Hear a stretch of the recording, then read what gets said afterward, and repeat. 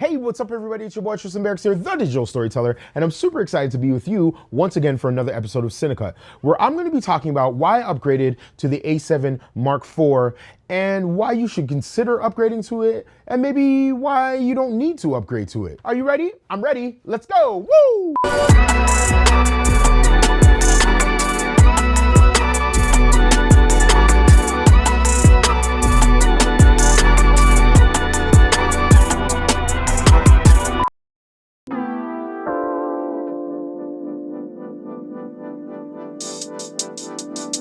Now, the reason why I'm making this video is because I've gotten a lot of questions about, well, you know, if I'm a photographer, do I need to upgrade to the A7 Mark IV? But I do a little bit of video. If I'm a cinematographer, but I love the A7 IV, maybe I have an A7S Mark III, and I have all these different combinations of cameras. Should I upgrade to the A7 Mark IV because, you know, it is a hybrid camera? And there's all these questions I'm getting bombarded with. And I wanted to make this video to just kind of iron out some of the reasons why I decided to upgrade to the A7 Mark IV. Now, again, these are not necessarily general reasons why I did. These are more specific to my needs, but I hope as you hear my needs and why I decided to upgrade to the A7 Mark IV, you can really get a better idea of whether or not you need to do the same. The first reason why I upgraded from the A7 Mark III to the A7 Mark IV is for the video option. Now, for those of you that are new to the channel, you may not know what I do. I'm a digital storyteller, and that means I have a mixture of medias that I jump in and out of. I run a wedding company as well as I run a corporate and commercial company. One of the things that I was getting frustrated with when it came to the Mark III was that the video options were just really archaic. Yes, you had the 4K 24 frames per second and you had a 4K 30 frames per second. We didn't have a robust color codec like a 10-bit codec that would allow us to do color correction a lot easier, allow the image to hold up a lot better.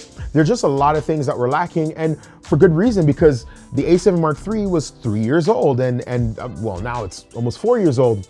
And so for me, a big thing was I shoot a lot of video content. So upgrading to the A7 Mark IV was a no-brainer to me because it afforded me both of those options. I still was able to have a small form factor, small footprint as a creative, but it also gave me the ability to record in 10-bit 422 color space. The second reason why I upgraded from the A7 Mark III to the A7 Mark IV is, well, the articulating screen. This seems like a very simple feature that should have been on the previous generation of this camera, but it wasn't. And it was something that I didn't know how much I missed, because coming from the Canon ecosystem, they always had articulating displays to be able to do vlogging a lot easier, and just to be able to monitor my screen to see what framing I was going to get, whether it was for filming myself, filming somebody else. And for me, that's really a priceless feature. And I'm so glad they brought it to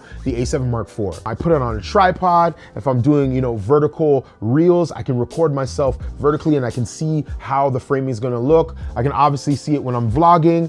You know, I'm vlogging with the camera like this. I can see myself and the screen. So for this third one, I know it's going to be a little controversial, but for me, this is a great feature, and that is the anti-dust sensor protection feature, which essentially allows the camera's shutter to be a barrier, a dust barrier between the actual sensor and all of the dust that always got trapped on the sensor of all of these Sony mirrorless cameras. I bring my camera right up to the screen here. You can see that the shutter is completely closed.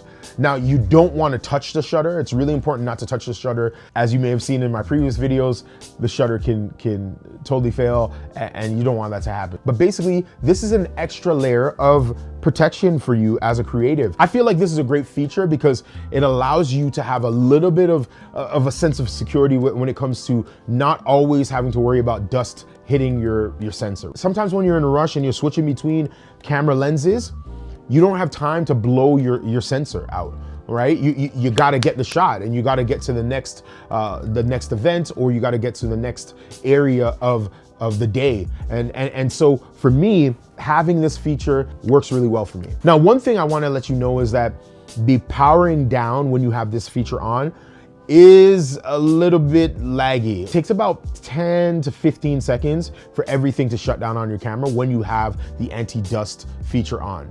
Now, the fourth reason why I decided to upgrade from the A7 Mark III to the A7 Mark IV is because of the autofocus. The autofocus on this camera is incredible, and I'm talking about the A7 Mark IV. It's by far the best autofocusing system I've ever used on any camera, whether it was on my high-end cameras, any cinema cameras, to any other. It's just the best, okay? I'm not even gonna go through all the list of cameras I've used.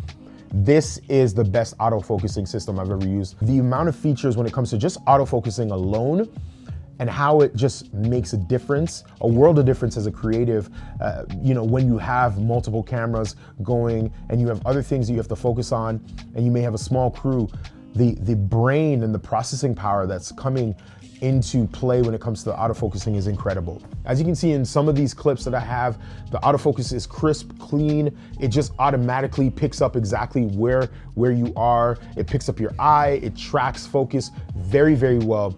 I was just really stunned by how good it locks on, even when you jump out of frame and then jump back into frame. So whether it's the tap to focus, the general focusing, or it's the human eye focusing, all of those things work extremely well. And not only do they work extremely well, but you can really fine tune them with the transitional settings that you have in your autofocus menu area. You have between 1, 2, 3, 4, 5, I believe all the way up to 7 steps of transitional autofocusing that just allows you to fine tune the camera exactly to the way you want it to be. And the last reason why I upgraded from the A7 Mark III to the A7 Mark IV is because of the 33 megapixel sensor. I thought I really, really loved the A7 Mark III's sensor, which was a 24 megapixel sensor. It was way larger than I needed for everything. But man, the sensor and the image quality, as you can see with some of the pictures that I'm showing you now on the A7 Mark IV, is incredible. The sharpness is really good. The bokeh is beautiful. The colors I find to be a little bit more robust. I feel like Sony has really refined how their colors look both for video and for photo. And that's really important to me because I think at the end of the day, if I'm purchasing a tool for my business, if I'm purchasing it for something that I'm trying to use as a professional, I really want the tool to be accurate, to be reliable, and to be something that future-proofs me. And I really do believe that 33 megapixels for a sensor resolution is more than enough. Now, here's some of my final thoughts in terms of like why you may not want to upgrade or need to upgrade to the A7 Mark IV. I feel like if you are a shooter that, you're just getting into video and maybe you're doing vlogging for your YouTube channel and, you just need something that's reliable, something that will give you good video quality, that will give you good video features, but won't break the bank, the A7 Mark III is still great. It's still a great camera, and it's something that, a tool that I've been using even up until now because I've been testing and I've been working with other creatives. If I was only upgrading for photography